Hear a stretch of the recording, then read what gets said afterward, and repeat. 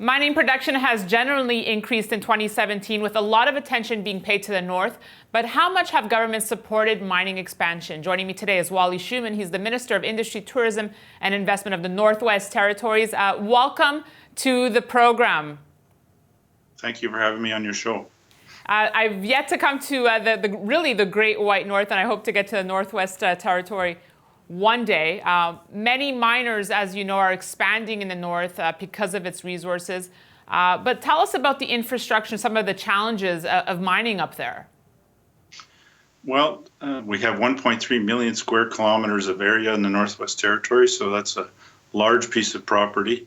We have very limited road access to even our residents. We have 33 communities, and we have very limited access to what we call the Slave Geological Province, which is where we believe there's an abundance of minerals, I think, that is richer than a ring of fire in Ontario. So how do you plan to make it more mining friendly then? What's the territories looking to invest here?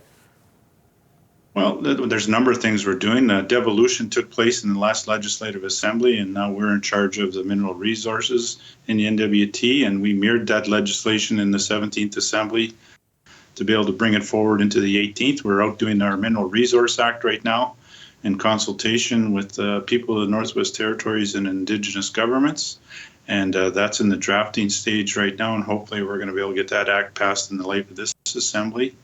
And I'm also the Minister of Infrastructure, so we're pursuing federal funding, and particularly for the Slave Geological Province and the Mackenzie Valley Highway for corridors under the National Trades and Corridor Fund. So which metals and minerals are mostly present there, Wally?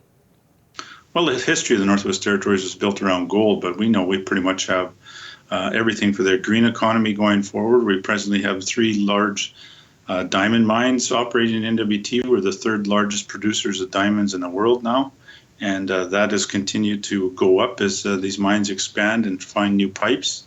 And Gatchokwe just came on stream last year with De Beers Canada, and they've had a successful first year. But we have, we have a number of players that are looking at gold, lithium, cobalt, rare earth minerals. So we pretty much have the whole gamut of stuff. Now, we've seen mining giants such as, Agnico Eagle buy into the Yukon. So is this your game plan? Do you want to kind of have the same interest that the Yukon has seen over the past 2 years? Well, we'd love to have more exploration, because you got to have that. That's what feeds the pipeline. We've seen an uptick in exploration in the NWT this last year after we did some geological work out on the Slave Geological area in particular. There's been some staking in the Mackenzie Mountains as well. So there's more interest coming as we try to get out there and promote our territory. We know it's a competitive market globally, and we're trying to enhance people to come to the NWT. And like I said, with us having a look at how we're going to redo our regulations to make things, a more attractive district to do exploration and mining, I think that's going to be very helpful. People in Northwest Territories, we did a survey about a year and a half ago, and 80% of people in NWT are supportive of all the mining activities in the Northwest Territories. But I think the big part of us going forward is going to be we're going to have to get some infrastructure dollars here to access some of this stuff.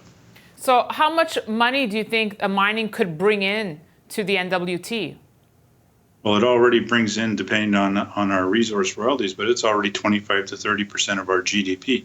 So it's a significant factor of our economy right now. And, these mines that we do have presently operating aren't going to be here forever. We know one of them is in the last pretty much 8 years of production, and we need to have new mines coming in the pipeline all through the process. So I guess just to wrap, when can we expect some big news coming out of the NWT next? Well, I think the big thing we're waiting for right now is around the National Trades Corridor Fund, and our application is in with the $2 billion. We'll know probably by the beginning of April on what's going to happen with the federal government on that. And they also have a $400 million carve-out for the 3 northern territories, but there won't be any announcement on that money till later in the year. All right. Well, best of luck with that, and stay warm up there. Thank you, and come anytime. We'll welcome you up here. Thank you. I will. Thanks for watching. We'll be back tomorrow.